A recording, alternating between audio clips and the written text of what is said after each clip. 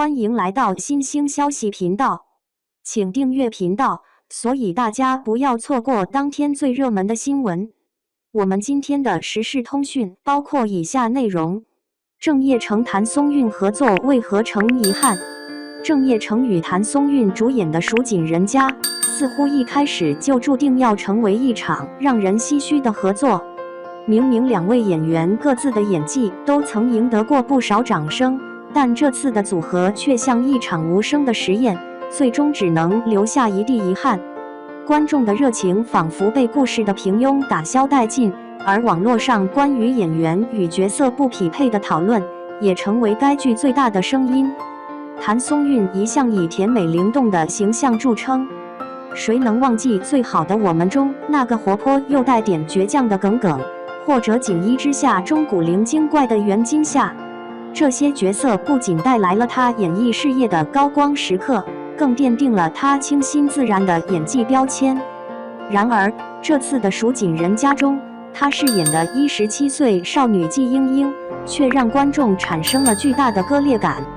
观众并不是对他的年龄苛刻，而是对他用力过猛的表现有些难以接受。他尝试用夸张的动作和语气营造角色的青涩感，但这种努力反而显得刻意，让人觉得角色缺乏真实的生命力。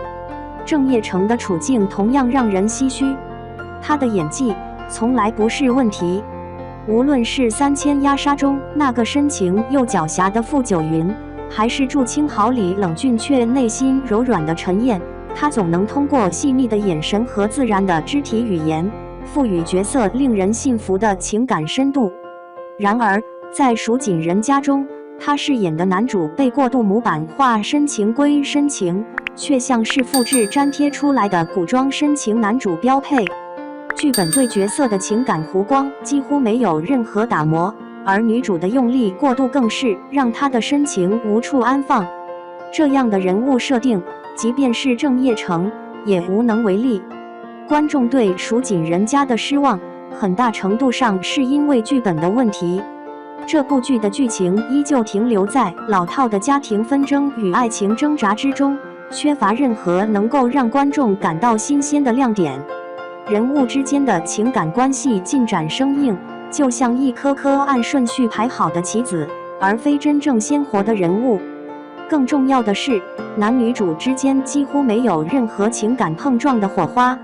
剧中那些设计的毫无波澜的对手戏，更像是任务式的交差，观众又怎能期待其中会有任何令人心跳加速的瞬间？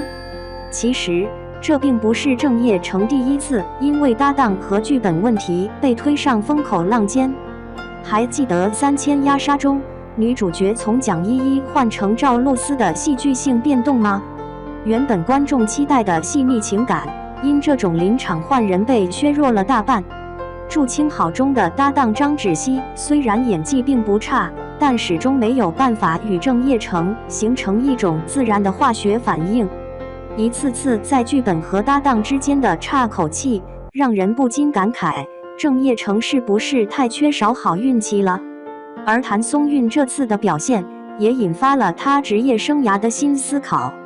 从《最好的我们》到《锦衣之下》，他的成功离不开那些贴合他气质的角色。然而，这种贴合却也成为了他的局限。如今的谭松韵已经30多岁，继续出演少女角色显然不再是长久之计。观众并不是不能接受她的年龄，而是希望看到更具深度和层次的角色，而不是一个只能靠用力卖萌来博取注意的形象。这一切不禁让人想起其他一些类似的明星案例，比如杨紫，她同样以青春剧起家，却通过香蜜沉沉烬如霜和亲爱的、热爱的成功完成了多次角色转型。她在塑造角色时展现出的情感层次，让观众看到了她作为演员的潜力。而郑业成的同期演员任嘉伦，也通过《锦衣之下》中的角色迎来了演艺事业的新高峰。这样的对比，更显得《蜀锦人家》的失败是一次多么可惜的错过。《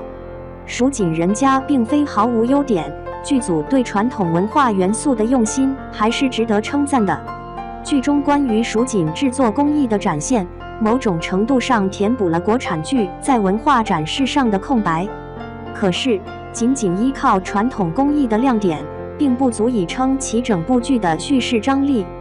文化展示可以成为加分项，却不能成为剧本薄弱的遮羞布。这也许是创作团队需要反思的地方。观众对国产剧的期待早已今非昔比，如今无论是剧情、角色，还是演员之间的配合，都必须经得起推敲。毕竟，观众已经看过太多类似的剧作，他们期待的是更加真实和具有深度的情感展现，而不仅仅是华丽的布景和浮于表面的表演。尽管如此，蜀锦人家的失败并不代表两位主演的未来就此蒙上阴影。郑业成依然拥有出色的表演天赋，而谭松韵也依旧具备强大的观众缘。关键在于他们如何选择下一部的作品，以及如何更好地挖掘自己的潜力。或许一个更贴近现实的现代剧，或是一部更注重情感深度的文艺片，能为他们带来更大的突破。最后，作为观众，我们能做的或许就是继续期待他们的成长和蜕变。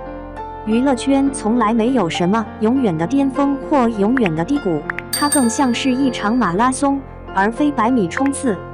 郑业成和谭松韵的故事远未结束，谁知道呢？也许下一部剧就是他们重新定义自己的时刻。2. 观众视觉疲劳，谭松韵的演技还是一成不变。与谭松韵是锦衣之下出时，剧中角色古灵精怪有机灵识大体的劲拿捏不错，演技过关。也是因为这个角色，小编开始对他有点角色滤镜。2005年，他因出演电视剧《好好过日子》而开始接触表演。后来在《甄嬛传》中扮演的方纯义一角受到了广泛关注，让观众看到了他深厚的表演功底。演技灵动自然，角色定位中纯贵人是个吃货，谭松韵演绎的恰到好处，让人记住谭松韵的脸，好感度直升。原来娃娃脸的她可以这么甜。但是这几年随着00后、95后小花的此起彼伏，感觉她戏路越来越窄了。首先年龄摆在那了，不能再继续演冲冲撞撞的小姑娘，身高和颜值的短板让她的大女主又撑不起来，外貌不对她的戏路限制比较大。超过30，她之前比较适合的戏路太少了，这就需要她在当前的这个娱乐圈环境里面要重新找到合适的方向。不过她这个状态应该也会有很多演员羡慕的吧，代表作也有，资源稳定，安安稳稳做个女演员，更何况演技还行。毕竟的清新自然的形象和阳光的性格，娱乐圈里面的好人缘还是不少的。佩服她在演艺圈专注作品的不易。随着近期《蜀锦人家》的播出，虽然说男女主的颜值和演技还说得过去，但是剧情选作上差强人意，俗套的情节真的让人脚趾扣的。还有网友吐槽，谭松韵的演技确实不错，但是在吻戏上面的实力怎的让人有些尴尬，每次瞪着扑棱棱的大眼睛，真的让观众出戏。总结就是是一个特型的演员，但没有很强的个人特色，真的很希望谭松韵可以打破眼前的短板，在专业方面上升一个高度。